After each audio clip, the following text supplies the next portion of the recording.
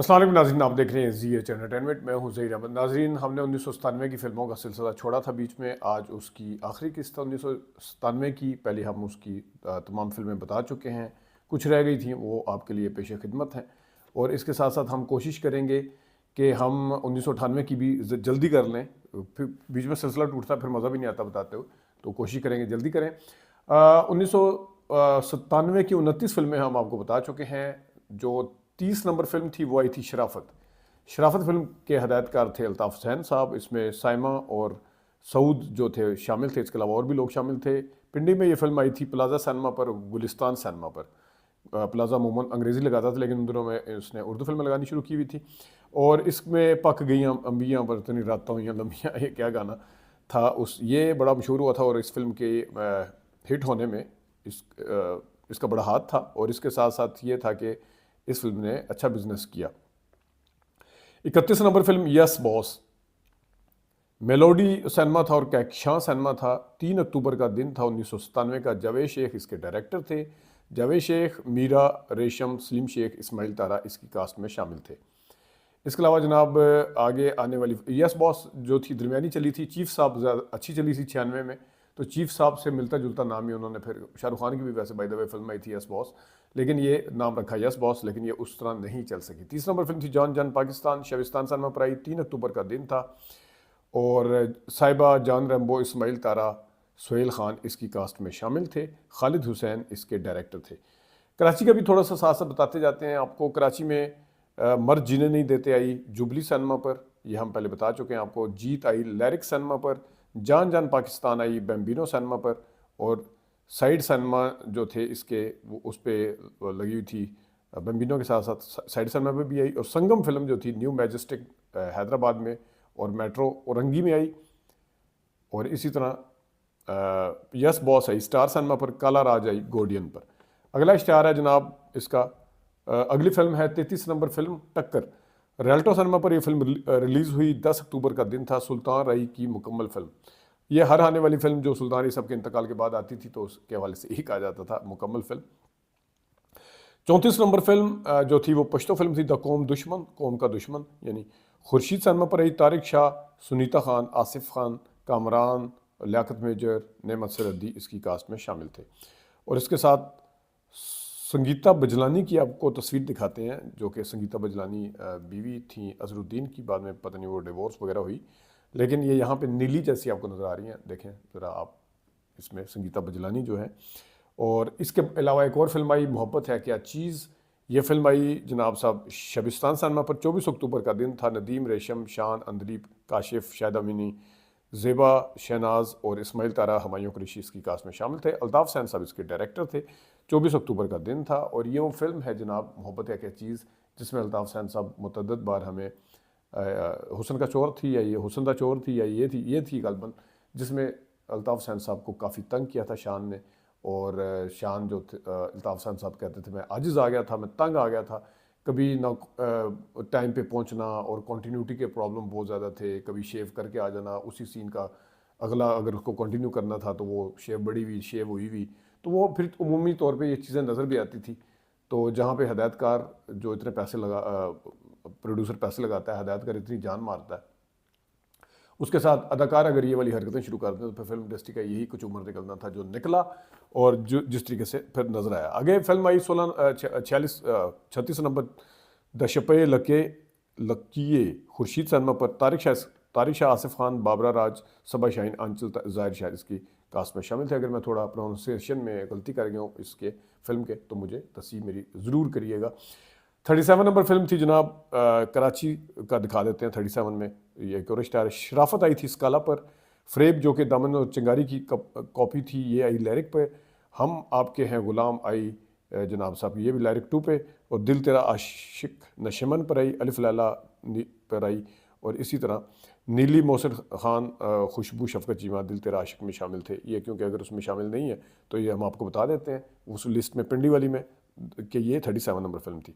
38 number film बड़ी ही मार्कातुल आरा film 97 की कामयाब फिल्मों में शुमार हुआ जिसका दीवाने तेरे प्यार के। ये आई जनाब सईद नूर साहब इसके डायरेक्टर थे। गुलिस्तान और मेलोडी सिनेमा पर आई। नेफटेक पे बाद में लगी।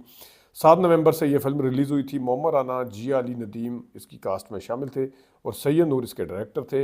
ये फिल्म अपने गानों की वजह से बहुत मशहूर हुई थी और इसमें बदम मीर साहब भी शामिल थे।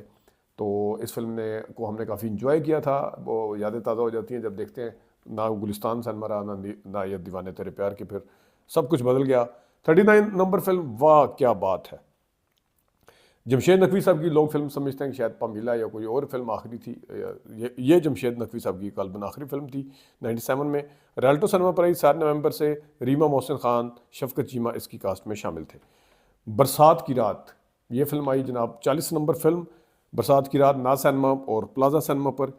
कितनी हंसी तू बताया मैंने, प्यार तुझे करना सीखा, ये गाना था, बड़ा मशहूर हुआ था अनवर रफ़ी साहब का। शान, मीरा, जॉन रैम्बो, सलीम शेख, नगमा, दीबा, हुमायूं कुरैशी इसकी कास्ट में शामिल थे।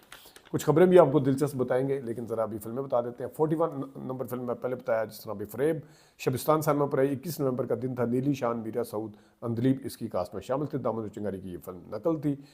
और अगली फिल्म आई, ये भी बड़ी अच्छी फिल्म थी, चल नहीं सकी। 42 नंबर कर्ज। कर्ज फिल्म रियल्टो सिनेमा पर आई 21 नवंबर से और बाबर अली, निर्मा, जावेद शेख, लैला, गुलाम मयूद्दीन इसकी कास्ट में शामिल थे। दिल वाले, ये फिल्म आई कैक्शां सिनेमा पर। ये साइमा, नरगिस, सना वगैरह इसमें शामिल थे। 43 नंबर फिल्म थी। साथ ही इश्तिहार कर्ज के आपको नजर आ रहा होगा इसका।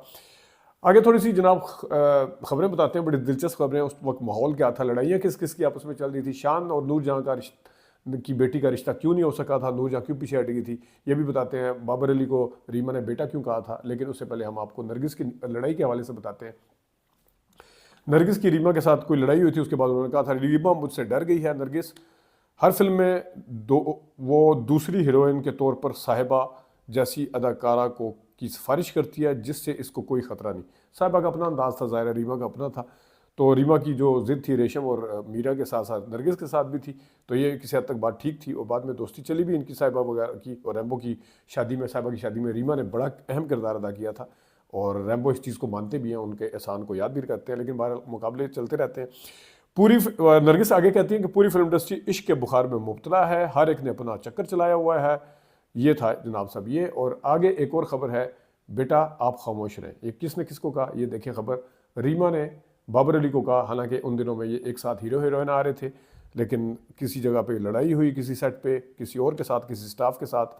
बीच में बाबर अली ने शायद बीच बचाव करवाने की बच बचाव करवाने की कोशिश की, तो जिसकी वजह से रीमा ने बाबर अली को शट अप कॉल एक किस्म की दी थी। आगे आ जाए जनाब, अहम खबर। मीना बेटी थी नूरजहां की सबसे छोटी, उनका आपको याद होगा बात चली थी शान के साथ कि शान के साथ उनका रिश्ता हुआ है। नीलो और नूरजहां आपस में सहेलियां थी, शान की वालदा नीलो, तो उन्होंने उनको दामाद बनाने का फ़ैसला किया। सबसे छोटी बेटी थी मीना। वो हुआ क्या, ये ख़बर के मुताबिक आप देखें ज़रा। इसमें आपको नज़र आ रहा है कि मैं शान से मंगनी टूट गई, मीना की मंगनी टूट गई। और उन्होंने लिखा हुआ है नूरजहां साहिबा ने कि शान का जो चक्कर चलता रहता है लड़कियों के साथ, तो मैं ये नहीं करना चाहती। उन्होंने आगे ये भी लिखा खबर की डिटेल में, अपनी 2 बेटियां हिना और ज़िल्ले हुमा वाला हाल नहीं देखना चाहती। आपको याद होगा ज़िल्ले हुमा की शादी अदाकार अकील से हुई थी, हिना की शादी खालिद वहीद से हुई थी।